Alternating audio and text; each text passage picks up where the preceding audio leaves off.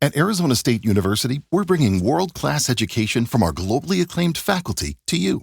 Ranked #1 in innovation for 10 consecutive years and #2 among public universities for employability. ASU isn't just ahead of the curve, it's creating new paths to success. Earn your degree from the nation's most innovative university. Online, that's a degree better. Explore more than 300 undergraduate, graduate, and certificate programs at asuonline.asu.edu.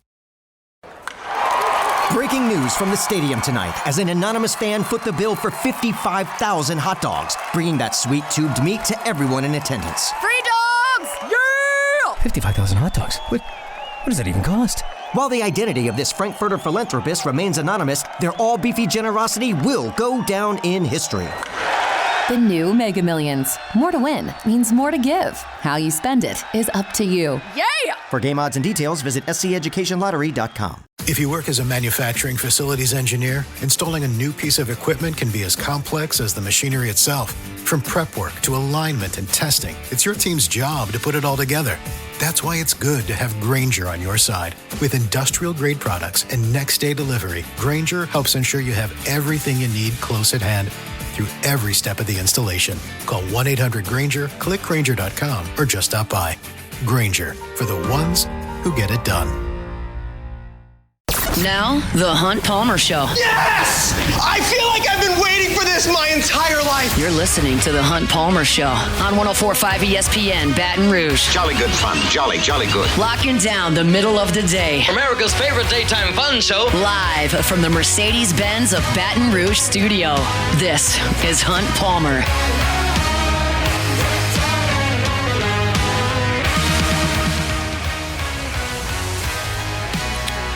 Welcome in. Hunt Palmer not coming to you from Mercedes-Benz at Baton Rouge Studio downtown in the capital city. Instead, right here at the Ameristar Casino Resort in Council Bluffs, Iowa, just across the Missouri River from Omaha, Nebraska. It's day 4 of the Men's College World Series, and we are fired up to be here. Our Monday show is brought to you by Gulf Coast Office Products. Jacob Beck, Cassie Spazzali back there on the ones and twos in Baton Rouge, and fired up that you're here with us for the next couple of hours. We have got a loaded show, as you might imagine. We got to talk about Saturday's thriller in Charles Schwab Field. LSU takes down Arkansas. Certainly preview LSU and UCLA tonight. I'll get you updates as Murray State and Arkansas continue on. They'll start here in a couple of minutes from right there across the river. Jeremy Rudner from Baseball America is going to be with us in 15 minutes. He wrote a great piece up at baseballamerica.com about Cade Anderson and his outing and what his teammates had to say about facing him in the fall. Luke Bunch, physical therapist with Ochsner, is going to be with us in 45 minutes from right now. And we've got some recruiting news as well that we'll get to in hour number 2. So lots and lots and lots to do.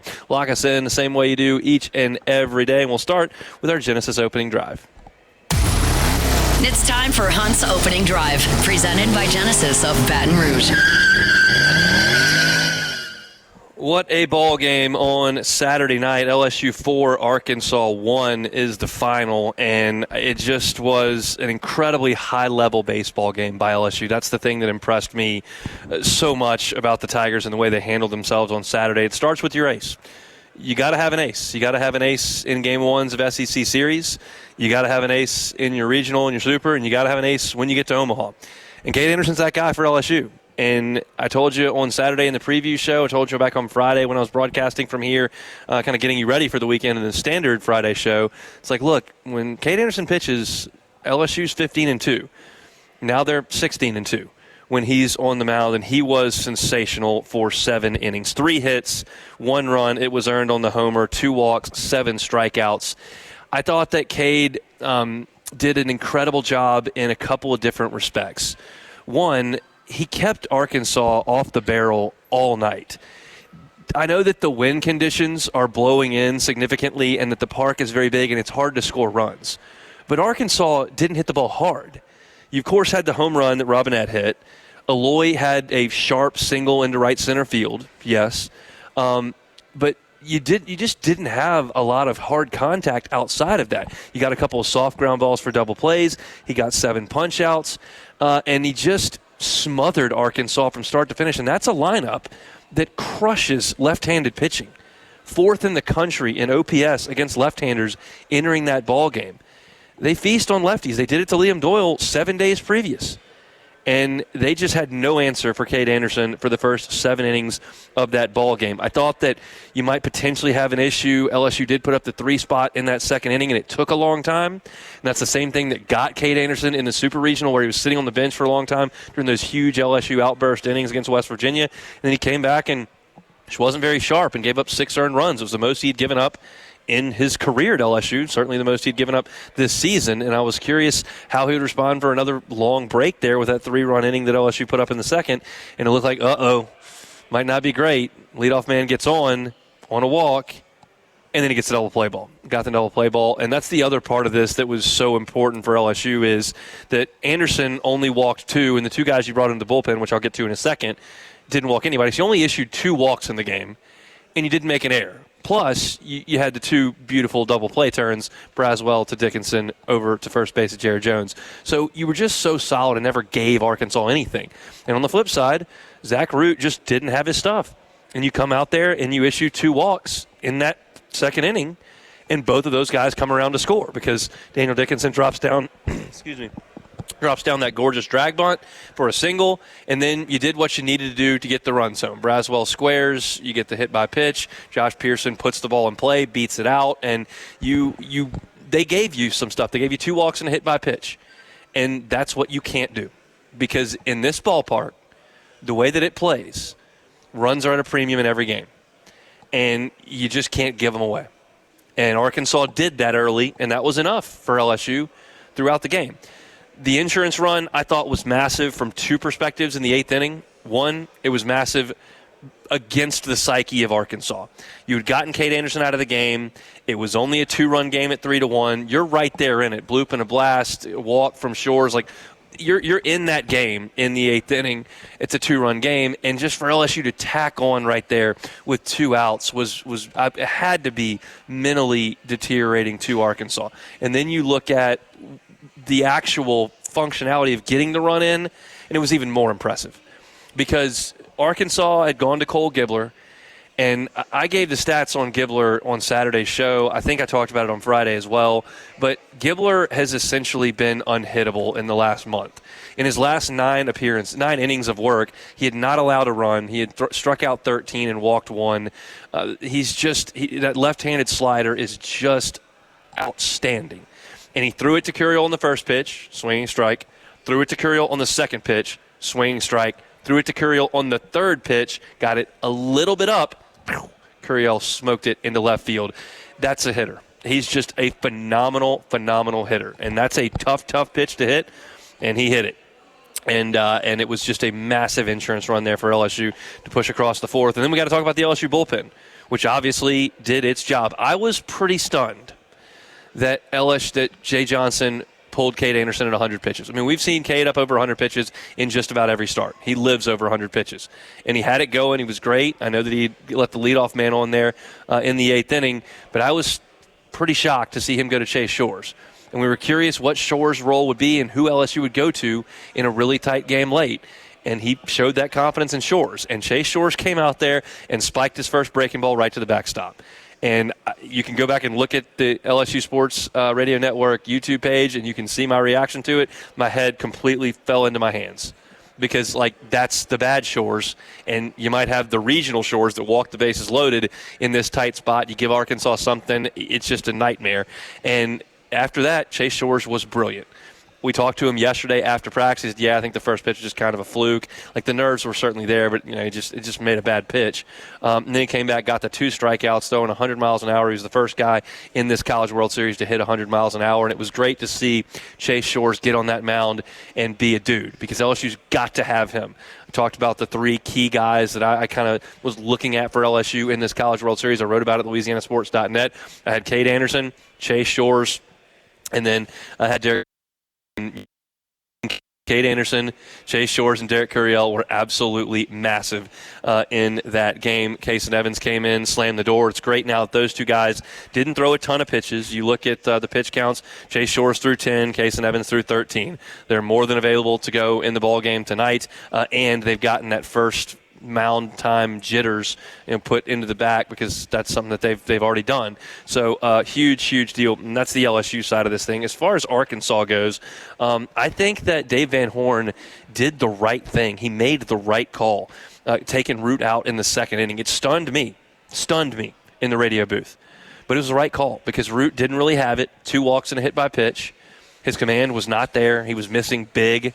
And he felt like at that point they were trailing 3-0. There was a runner in scoring position. If it gets to 4, if it gets to 5, you may not get that against Cade Anderson. So they've got Gabe Gackle ready to go. We knew Gabe Gackle was going to be the next guy in the game after Root left, whether that was the 8th inning or the 2nd inning, and it turned out it was the 2nd inning.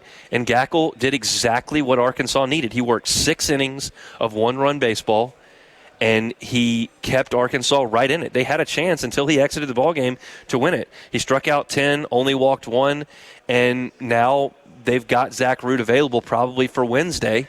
If they can beat Murray State today, beat the loser of LSU and UCLA in that game tomorrow, then they'll have Root ready to go in the first game that they have to win on Wednesday, and then they'll have to win another one on Thursday. But I think it was the right decision that Dave Van Horn made. It was probably a hard decision to take your ace out of the ballgame. And Zach Root, we know, is wildly competitive. He is massively competitive.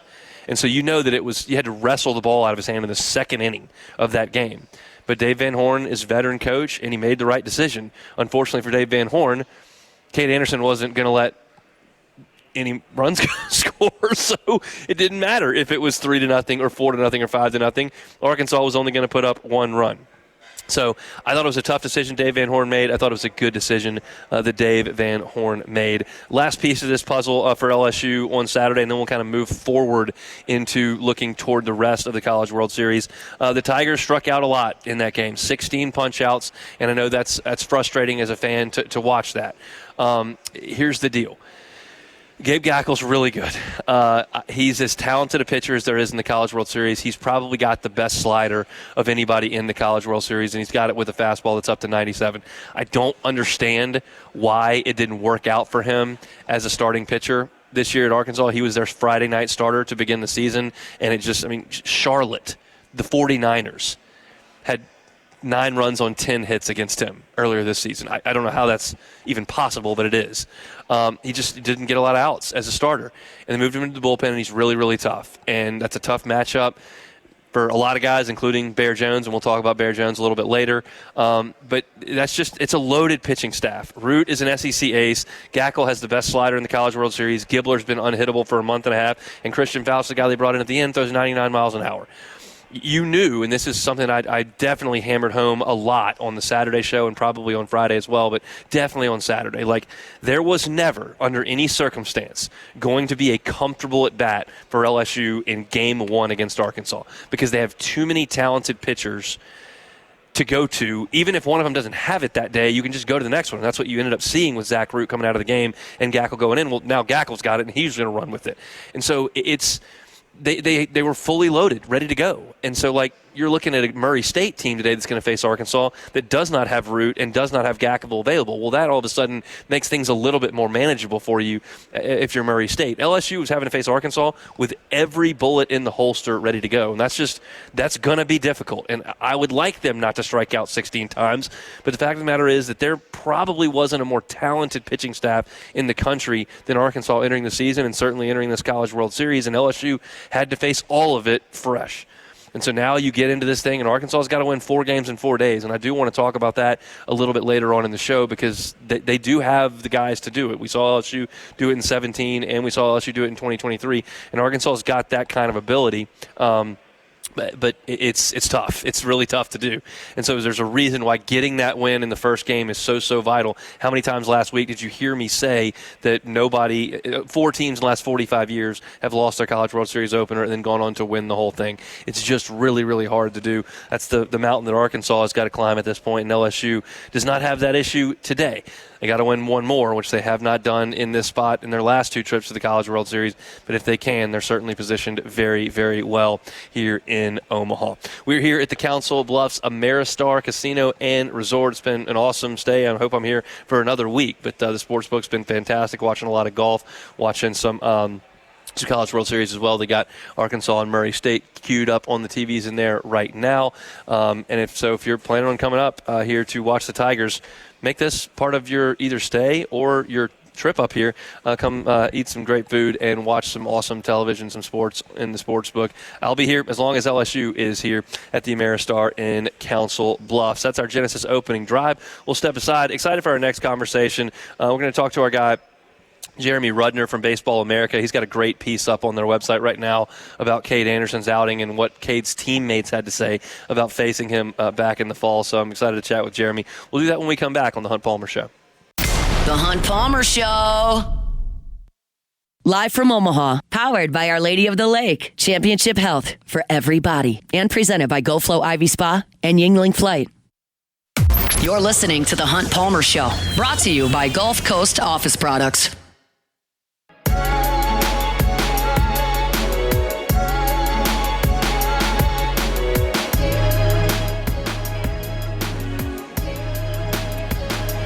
They're underway on day 4 of the Men's College World Series over at Charles Schwab Field. It's Arkansas and Murray State in an elimination game, scoreless early on here from Omaha. It's time now to chat with a guy from Baseball America. Jacob Rudner is our guest. We appreciate a little bit of his time. I think he's coming to us from Charles Schwab Field. We'll see, but he's on the Jim's Farms hotline either way. Jacob, how are you, man? I'm doing well. How are you guys? Doing quite well. Really enjoyed your piece that you had up on the website earlier about Cade Anderson and your thoughts on his performance on Saturday and chatting with some of the LSU players about facing him back in the fall. And they're pretty fortunate they don't have to do that now. Arkansas felt the brunt of that on Saturday. What did you enjoy about Cade's performance against the Hogs on Saturday night? You know, it was hard not to enjoy the whole thing. You watch Cade Anderson, and I think that there had been a growing consensus, and I don't know that there is a unanimous decision on this, but I do think that there was a growing consensus that he was trending towards being the number 1 overall pitcher in this year's draft. And we saw that the other night. I think that he really cemented himself as the front runner to go as the top pitcher at the college level. And the reason for that is because of the pitchability that we saw. 4 pitches, all strikes. He's able to command everything. The fastball looks really good with lots of spin. He can ride it up in the zone. And then he breaks off this huge high-spin curveball that he can drop down with great success. He's got a true 4-pitch mission. That's not something that he had as a freshman last year. He really worked hard in the offseason to develop that. I know you got a kick out of talking to some of his teammates about facing him in the fall. What did they tell you? That it's just difficult. I mean, it sounds simple, but the bottom line from them was that it's not hard to face. It's hard to face Cade Anderson. I mean, we're talking about somebody, like I said, who can locate 4 pitches. He's dangerous with all of them. And the biggest thing is that he's able to confuse you because you don't really know what's coming. I don't know that there's a pitch that he's not comfortable throwing in his arsenal, and that's huge. I mean, we don't see that with every pitcher at this level and at his age, and so the ability for him to command everything and work it to both sides of the plate too is really spectacular, and it keeps hitters off balance, and his teammates vouch for that. Anthony Ianson will get the ball for LSU against UCLA tonight. I know you've watched a good bit of him as well. Folks generally think that LSU may have the best 1-2 combo in the College World Series, and we'll see how that goes tonight. What do you like about Ianson's game? Well, first of all, let me say this. I tend to agree. I do think that they have the best 1-2 in college baseball right now. Another guy, though, who's really capable of drawing a lot of swings and misses. His fastball is quality. He's able to draw whiffs off of that just with ride through the zone. Very similar to Cade Anderson in that respect. And the other thing that they're similar in is the curveball. I think that Anthony Ianson has done a really good job of kind of reinventing his usage this year relative to what he did at his previous stop last year to kind of refine things in terms of how he attacks a hitter. The curveball didn't need to be as high a usage pitch as it was for him last year, and now that it's kind of lesser, it's able to be a take pitch. It's able to draw swings and misses when he throws it outside of the zone, and then he can use that slider to kind of back it up as a second off-speed pitch. And so this is another guy who's dangerous with multiple pitches. He's capable of generating whiffs at a very high rate, which obviously you guys are familiar with. And yes, I do think that that is probably the best number 2 starter in college baseball at the moment. UCLA's staff is interesting to me. Tell me if you disagree, but I see a staff with good numbers, great production, not necessarily eye-popping stuff, but John Savage is a really good pitching coach, and they've done an awesome job getting to this point. What do you see in UCLA's staff, and if you know much about their starter tonight, which, of course, is the right-hander Landon Stump? Yeah, this is a team that kind of zigs where everybody zags, and that's especially the case on the mound because, they're going to attack the zone, they're going to throw a lot of strikes, and they want teams to make contact. They are comfortable playing defense against you, and for them to play winning baseball, I don't necessarily think that's as strikeout-reliant as we see in the SEC. You watch Kate Anderson and Anthony Ianson, they're striking out the whole yard. Liam Doyle's the same way. Gage Wood, who's pitching right now against Murray State, has an elite fastball, and he's going to draw swings and misses. UCLA doesn't want to play that game. They want lower pitch counts. They want clean pitching. They don't really want to get into the business of walks. And the most important thing is that they're able to control contact and pitch to their defense. So it's a little bit of a different look, and LSU will have to kind of cater to that a little bit and adjust. But if LSU can play sound, non-power hitting baseball, just putting the ball in play, spraying the gaps, I really like their chances to win this evening. Yeah, that was kind of my next question. How do you handicap tonight's game? I think that LSU just needs to continue to do what we've seen it do for the last couple of weeks, which is play station-to-station baseball, put the ball in play, and pitch well in terms of throwing strikes, not trying to do too much. The biggest killer in this ballpark in Omaha is walks and putting guys on bases and then opening the door for contact hitting. And that's something that UCLA is going to try and do. They're very good at being able to put the ball in play without lots of power. They don't need to hit home runs to win games. We saw them do that the other day. And I think that they'll try to do it again tonight. So if UCLA can be kept at bay in terms of the contact that they're able to make and then in terms of the pitching, LSU just needs to put the ball in play. And I think if those two things happen, LSU could win this by a margin. How impressed have you been with Coastal Carolina, not just in the last 3 days, but in the last month? Incredibly impressed. And I, before the College World Series started and even back before the tournament started, had said that I thought that Coastal had a chance to make it to the College World Series final, if not win the whole thing. And a lot of that has to do with their pitching. It is an extremely talented group. We go back to the strike throwing. Jacob Morrison, who we saw last night, was 71% in the zone, 75% first pitch strike. And those are elite numbers. You watch Cameron Fluke, maybe not necessarily the same pitch ability in terms of putting the ball exactly where he wants it, but the stuff is undeniable. Entering the College World Series, the worst ERA in their starting rotation was 3.23. So we're talking about elite pitching, an elite bullpen, and it's just they do a great job. And so I'm impressed, but I'm not surprised. Jacob Rudner is our guest from Baseball America. Got a great piece up on their website right now about Cade Anderson and chatting with his teammates about facing him back in the fall. Cade Anderson's put LSU in a wonderful spot here in the College World Series. See if they can get a win tonight with Anthony Ianson on the mound.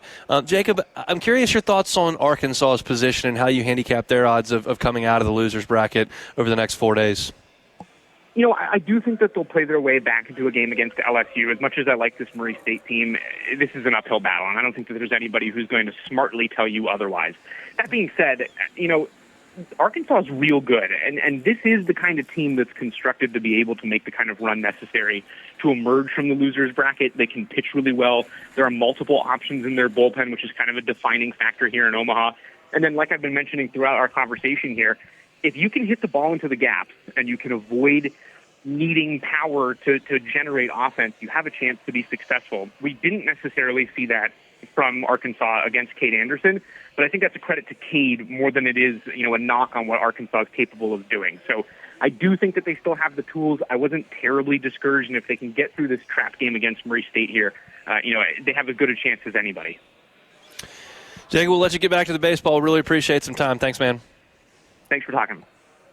Jacob Rudner, Baseball America, good enough to give us a little bit of his time here as they're playing on over at Charles Schwab Field. I'm a little bit blocked off from the scoreboard there. I can see the game on the TV, but I think 0-0 still the score in the commercial break. I'll go grab a little bit of a closer look. I'll be candid with you all as I sit here and watch that game on TV. I would really, really, really like it if Murray State could steal one here and just send that 6,000 Arkansas fans and that ridiculously talented team right on back to Fayetteville. I don't have any interest in playing them again. It was a huge matchup on Saturday night. It was an incredible game to sit there and watch. I don't really want to do it again. So let's see if Murray State can catch kind of a shell-shocked Arkansas team that may have had the wind taken out of its sails a little bit back on Saturday night, and they can't steal one like they did against Ole Miss, like they did against Duke. It's a scrappy Murray State team, and I don't get the sense that they're playing with a ton of pressure on them. No one expects them to win. Arkansas is. They've got a massively talented roster. They're playing with their season season on the line. They know their coach has never won the national championship. Like, there is still some heat on this Arkansas team to get it done. Murray State's just here enjoying the fact that they're in this big, beautiful stadium, and they've had the opportunity to go to the zoo, and like it's been a storybook ride for them. And when it ends, it ends. For Arkansas, there's a lot more on the line. So I'm pulling for the Racers, and we'll see if they can't find a way to get to the finish line here against the Hogs. We'll keep you updated as we continue to move forward here. We're at the Ameristar Casino in Council Bluffs. When we come back, I want to talk about some of the other aspects of the College World Series, namely Coastal's move into the driver's seat and what Arkansas has left to pitch moving forward. We'll do all that when we come back. The Hunt Palmer Show. At Trash Ranger, we have over 1,000 of them because we take care of our customers. See for yourself at trashrangers.com today. Bayou Ford and Bayou Chrysler Dodge Jeep Ram. 5 brands on one lot. Shop BayouAutomotive.com. Live from Omaha, powered by Our Lady of the Lake, Championship Health for everybody, and presented by GoFlow Ivy Spa and Yingling Flight. This is the Hunt Palmer Show, brought to you by Gulf Coast Office Products.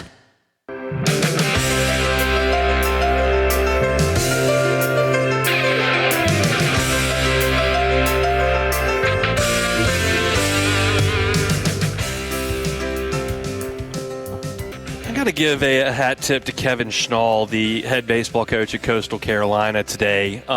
He made a difficult decision back on Friday, and he probably made it way before Friday, but he made a difficult decision entering Friday's game, and he is being very much rewarded for that as we sit here today on Monday. Coastal Carolina has got 3 very, very good starting pitchers. Jacob Morrison is their best. He is the Sun Belt Pitcher of the Year. He was entering the College World Series 11-0. His ERA on the season is 2.08. He's sensational. You saw him last night, 6'8", big boy, throws hard, big breaking ball, throws a ton of strikes. That's a guy that is their dude. But Riley Eichhoff and Cameron Fluke have been good as well in the weekend rotation. And Schnall looked at this bracket, and he goes, okay, I got Arizona in the opener, and Oregon State is potentially waiting on the other side. And I think Oregon State's probably a little bit better than Arizona, who doesn't really have an ace. So what I'm going to do is I'm going to chop up Friday's game. I'm going to go with Eichhoff and Fluke for 4 innings apiece, then go to my closer, Dominic Carbone, who's been sensational for them. He's got 5 saves and an ERA at 2.5. And those 3 are going to get me by Arizona. And then I'm going to face Oregon State, and I'm going to have Jacob Morrison ready to go. And he's going to beat Oregon State. And then I'm going to have a day off on Monday. And then Tuesday, I can come back and use one of those 2 guys, Eichhoff or Fluke, if I want to. And if I don't, and I want to hold them, and if I lose that game, I can still play another one. Then I have that flexibility because I'm in the winner's bracket and I'm 2-0. And it worked out perfectly. I didn't hate Paul Maneri's decision to do this in 2015, if you remember. LSU played TCU in the opener. And then Vanderbilt was waiting on the other side, and the Vanderbilt team was loaded. And he threw Jared Poche against TCU. And Poche didn't get knocked all over the place against TCU. He couldn't throw the ball to first base on a bunt, which didn't help. But he held Lang, and it ended up that you didn't face Vanderbilt. You faced Cal State Fullerton, and Lang beat them in the loser's bracket, and then you got knocked out. It's hard to do. It's hard to have your best guy. It's not like Jared Poche was some sort of, scrub. He was a very, very, he's your all-time wins leader, but you didn't use your guy that was 13-0 or 12-0, whatever Lang was when you got to Omaha. You went to Poche, and that's a hard thing to do, but you when it works, it looks like genius. And Schnall used it, and it worked, and it looks like genius. I thought Morrison was sensational last night. You heard Jacob Rudner in the last segment talking about how he was 75% first pitch strikes. He lived ahead, threw the breaking ball when he needed to get outs, and he put a good Oregon State lineup in a blender. I mean, it's a legit lineup. Ava Arquette, top 20 pick. Gavin Turley is a star there. I mean, they've got real dudes in that lineup, and Morrison was just better. And Coastal Carolina is national championship good. I mean, I realize that they just won this thing back in, 2016, so it's not as shocking this time around, but this is a different brand of Coastal Carolina than that was. That was a physical offensive team. When Coastal Carolina came through the box and beat Alex Lang, they hit 4 home runs off Lang. Like, they were a physical, impressive team. They didn't have a lot of talent on the pitching staff, and they rode a couple of guys all the way through that were flipping 88-mile-an-hour sinkers up there. This team is not that. They've got some good hitters, but their pitching is what's carried them, and the decisions that their head coach made to chop up game one and use your ace in game two has paid in spades. It's very similar to what you generally do in a regional, but this ain't a regional. This is the College World Series. You're talking about Arizona and Oregon State here, not some 4 seed that no one's ever heard of. So I thought that he deserves a huge hat tip as we sit here.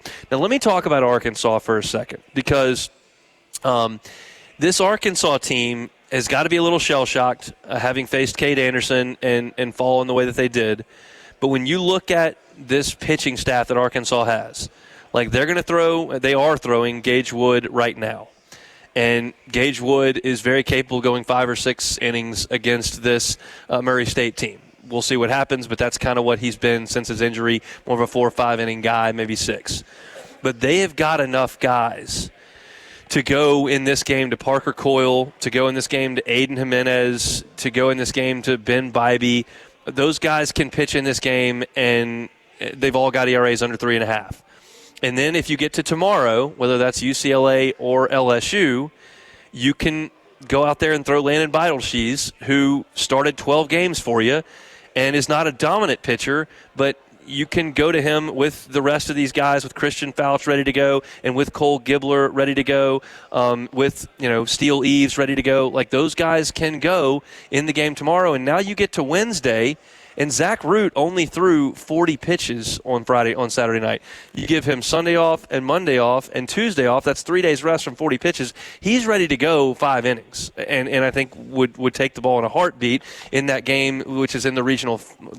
It's a regional format in the final round, where there will only be 2 teams left in that. So you talk about it's very doable with weekend starters to get through this, because you've used Gage Wood's pitching today. He's a starter on the weekends for you.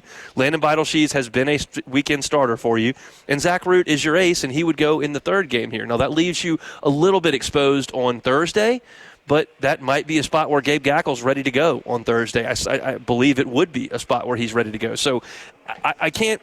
Nothing ever goes exactly according to script, and I've told you a lot of times that to come out of the loser's bracket, essentially you've got to ask somebody or multiple people to do something that they haven't done all year.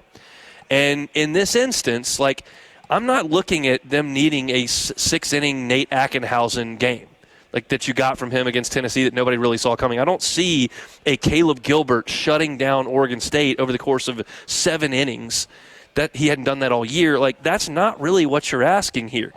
You're asking basically everyone to kind of do what they've done all year between Wood, Beidelshees, Root, and then kind of Gackle, plus all these Jimenez and Fouch and Bybee and Carter and Eves. I realize that most of you probably aren't fluid in the Arkansas lineup, but I'm just this pitching staff is talented enough to get this done. There's still a little bit of a fear factor there. Now the good news, because all we really care about is how Arkansas relates to LSU, right?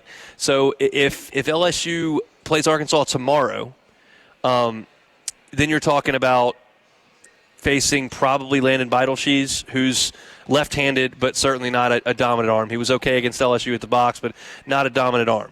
And that would be the last time you would play Arkansas, because one of them's going home if tomorrow if they both have a loss.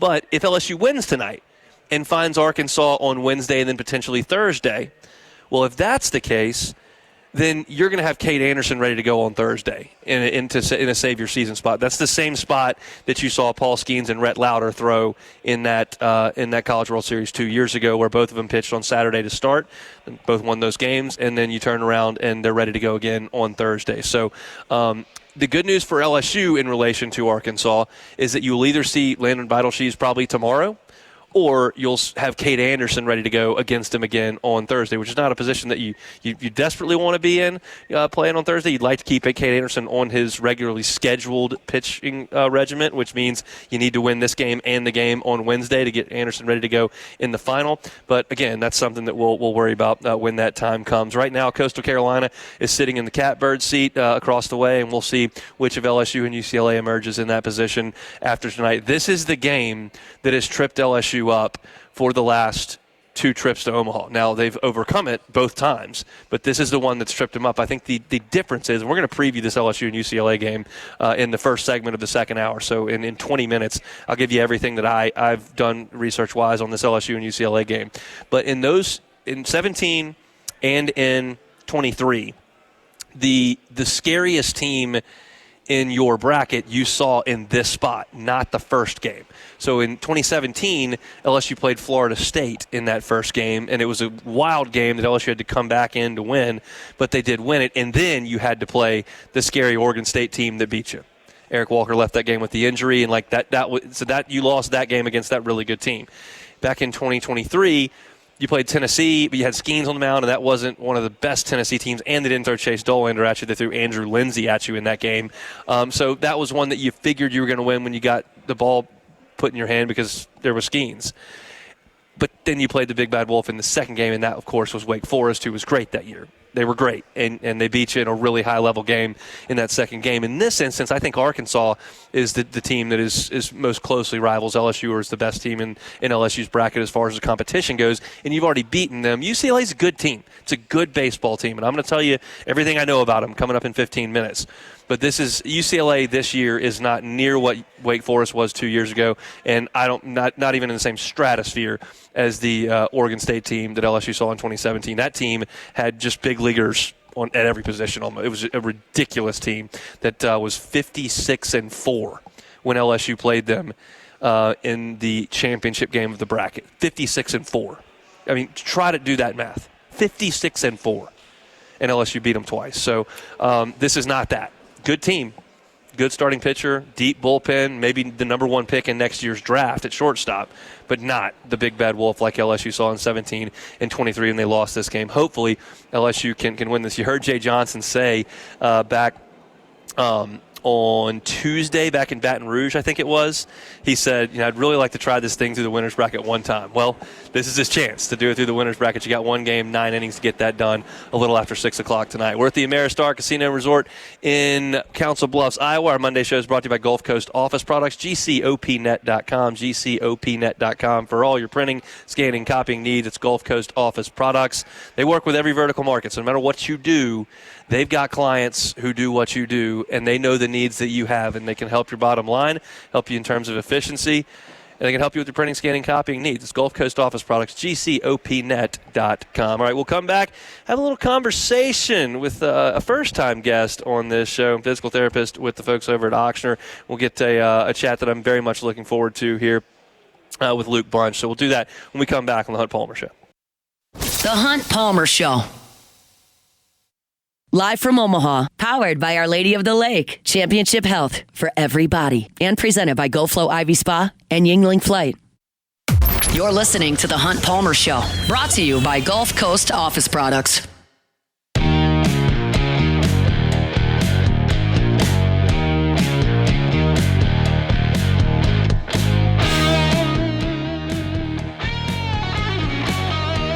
Wrapping up hour number 1 here. I'm looking at the screens in the sportsbook at the Ameristar. Arkansas strikes first for a run, but they strand runners at second and third there in the second inning. Murray State gets a punch out, and we go to the bottom of the second, 1-0 Hogs from Charles Schwab Field. Now time to head back out to the Jim's Firearms hotline. Going to chat with Luke Bunch, a PT with Ochsner Help. Good enough to give us a little bit of time here on this Monday. Luke, thanks for the time. How are you? I'm doing great. Thank you for having me on the show. It's our pleasure. Look, I know that you're the coordinator of the ACL Center for Excellence over at Elite, and that's a facility that is an incredible resource for those of us in the Baton Rouge area. Can you tell us just a little bit about what makes it so unique? Yeah, so we're right down the road from LSU. So we've got Ochsner is the sports medicine provider attached to the Elite Training Academy. So we've got our sports medicine physicians, we've got physical therapists, we've got our performance coaches, our strength coaches on site. But what's really special that we bring that not a lot of places are able to offer or do offer is a really in-depth and detailed biomechanics lab with a 3D motion analysis system, force plates integrated that we're using to rehab our ACLs and identify biomechanical faults that cause their injuries to happen in the first place. If we can identify those, hopefully we can decrease the likelihood that this is ever going to happen to them again. I think most of the time when people that are listening to this show that are sports fans, they think of ACL injuries on television. They think of those folks are getting the highest level of care and an amazing amount of technology that may not be available to every civilian. But that's not the case, because y'all are actually offering that not just to professional and college athletes, but to just everyday injuries, whether that's youth sports or people that are in their adult years. I'm curious what you see as far as the group that's affected the most by these injuries and what y'all are able to do to help with the rehabilitation. Yeah, man, I love that you said that, because that's something that we feel really passionate about. Dr. James Andrews said something that really stuck with me a long time ago. He's like, if you can do something special for someone else that walks in the door that you think is a VIP, then you're not doing something special for every person that walks in the door. Or you're not taking care of everyone as best you can. And what's really exciting to me is I've got a 15-year-old running back from a local high school in here rehabbing his ACL, and then I've got a guy that plays for the NFL in here, and then they're rehabbing right next to each other in the same facility, getting the same level of care. And that I don't think that exists many other places that I know of, and so it's really, really special. We're able to really just offer a level of care and a level of interaction with our physicians and with our team that I don't think exists elsewhere. Hypothetically, if there was a linebacker that may have suffered an ACL injury, just a random position that I just pulled out of there, as far as return, just hypothetical. Yeah, just hypothetical. If they're a return 12 months after, you would imagine somebody in their early 20s would be 100% what they were generally before that injury did occur. Man, that's a really tough question. Unfortunately, what we know a lot about ACL injuries is that statistically and from the research, because I know like Dr. Jeremy Burnham and I, we read a lot of this stuff. We know that statistically speaking, not everybody is going to be able to come back at 100% after an ACL injury, but you can actually get there. And some people with really high quality rehab can be better than they were before, because they've had a year to just focus on the quality of their movement and their strength and power and their health. I would say that there's a really great chance that with every tool available that you can be as good, if not maybe even a little bit better and a little bit faster than you were before. I tell my patients that if they're as fast as they were before when they tore their ACL, that I've failed them, and that I'd like them to be significantly faster. I don't want them to go back to playing football and just be slow and not any good at it, because that takes the joy out of it. Tell everybody where you all are located and where they can stop by if that does arise. Yeah, we are at the Elite Training Academy at the corner of Burbank and Lee here in Baton Rouge, right down the road from LSU. Luke, we appreciate some time. Have a great week. Absolutely. Take care. He's Luke Bunch, physical therapist with Ochsner Health. Just an incredible facility over there at Elite. And I tell you that very seriously. Like, I think a lot of people think that just that high level of care and expertise just is for the professional athletes and the collegiate athletes. It's not true. In Baton Rouge, we've got an incredible team here with Ochsner that's got such an unbelievable facility, and they're doing things that aren't happening a lot of places in the country. So it's a real blessing for us to have that facility and that group of people in Baton Rouge, and we certainly appreciate them for hopping on early in the week. We have a lot of conversation with Dr. Jeremy Burnham, and he was good enough to let Luke Bunch jump in and give us a little bit of thought on that as well. So I appreciate Luke for a little bit of time here on this Monday. I am here at the Ameristar Casino and Resort. It's in Council Bluffs, Iowa, just across the river from Omaha, Nebraska. That's where I'll be this evening. 6:09 first pitch between LSU and UCLA. I'll be on the radio call with Bill Franquez and Chris Blair. Pre-game will fire up at 5:30 from Charles Schwab Field. You can listen to that in Baton Rouge on Eagle 98.1. And hopefully LSU can get this thing done tonight and really set themselves up wonderfully for the rest of the week with a 2-0 record. That's where you're trying to get. LSU just hasn't been able to climb that mountain the last couple times. They've had to do it the hard way. They've gotten it done, but you'd certainly appreciate trying to do it the easier way, which is winning your first 2 games and then winning one of the next 2, as opposed to losing that second game and having to win 3 in a row. So our first hour is just about in the books here from the Ameristar. Opened talking about LSU and Arkansas, Cade Anderson's wonderful performance on Saturday, and really I thought a high-level performance from LSU across the board. They struck out a little bit too much against a great pitching staff that was locked and loaded, but they did enough in that inning to push a few across. They got a big insurance run. Anderson was awesome, and the two guys out of the bullpen stepped up and did their job on Saturday. My full reaction to that was at the top of the show today. Jacob Rudner for Baseball America talked about Cade Anderson in the second segment, and then I kind of gave my thoughts on Coastal Carolina and Arkansas to this point in the College World Series. If you missed any of that, you can catch it on demand wherever you find your sound. Well, you can like, subscribe, rate, review at Hunt Palmer Show, Apple Podcasts, Spotify, Google, wherever you find your sound. Just go ahead and look us up. You can find that first hour wherever, or on YouTube as well. We're right here on camera at the Ameristar. In the second hour, we've got tons and tons and tons to do. What's Lamar Brown doing? Is he visiting LSU? Is he not? Is he committing to A&M? Is he not? We're going to talk about Lamar Brown in the second hour. We also got a little bit of Saints news to get to in hour number 2. But to kick things off, of course, we got to preview LSU and UCLA. I'm very excited for this game tonight. I think it's going to be another really good environment. And these are two good baseball teams. But we want to talk about UCLA, their talent, what they've got on the mound, what is available for them out of the bullpen, and what this Bruin lineup is going to show, because I think the number 1 pick in the draft next year may be in this lineup. So we'll do all that when we come back for the Ameristar in Council Bluffs. It's a Monday edition of the Hunt Palmer Show.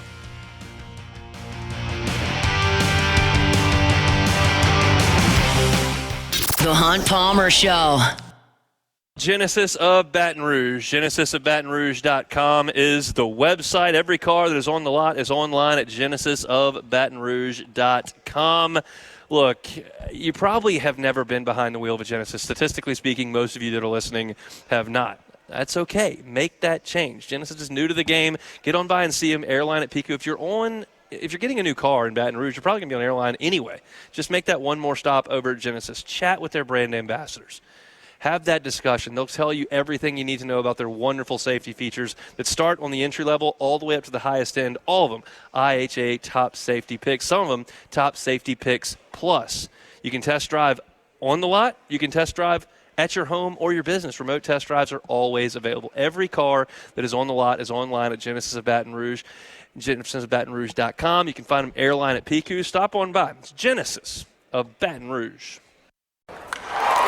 Breaking news from the stadium tonight as an anonymous fan foot the bill for 55,000 hot dogs, bringing that sweet tubed meat to everyone in attendance. Free dogs! Yeah! 55,000 hot dogs? What does that even cost? While the identity of this Frankfurter philanthropist remains anonymous, their all-beefy generosity will go down in history. The new Mega Millions. More to win means more to give. How you spend it is up to you. Yeah! For game odds and details, visit SCEducationLottery.com.